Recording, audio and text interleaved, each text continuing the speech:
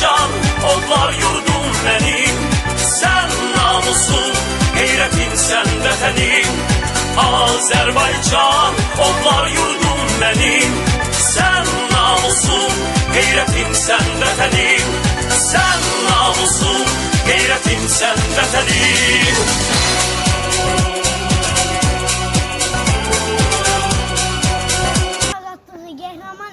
Zabitlerimizin fedakarlığı ve peşakarlığıyla mümkün olmuş. Bu zafer bir daha gösterdi ki güçlü ordu güçlü devletin temelidir. Qubadlıların 25 oktyabr 2020-ci ildə işğaldan azad edilməsi Vətən müharibəsinin önəmli nailiyyətlərindən biridir və Azərbaycan tarixində qızıl hərflərlə yazılmışdır. Qubadlının azad olması şəhiddən müddətdən qalar.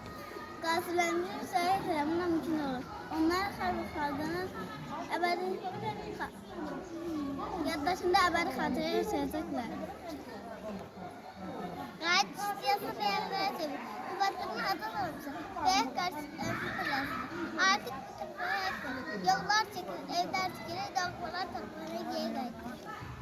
Azad edilmiş Qubadlının bərpa yenidən qurulmuşları sürət gedir. Bu proses Qubadlının əvvəlkindən gözəl bir məkan çevirəcəyini göstəricisidir. Qubadlı rayonunun tarixən və hüquqi baxımdan Azərbaycanın ayrılmaz hissəsi olmuşdur. Onun azad olunması beynəlxalq hüququn və ədalətin vətənəsidir. Qubadlının azad olunması böyük qayışın aranın pirəsidir. Artıq torpaqlara həyat qayıdır. Yollar çəkilir, evlər tikilir, dolmaq torpaqlarınadır. Sənsiz qalmadı ki, saçlarışı, ədalətin oldu qızlarışı. Qayıtdı səni qoruyan əskər, Qubadlı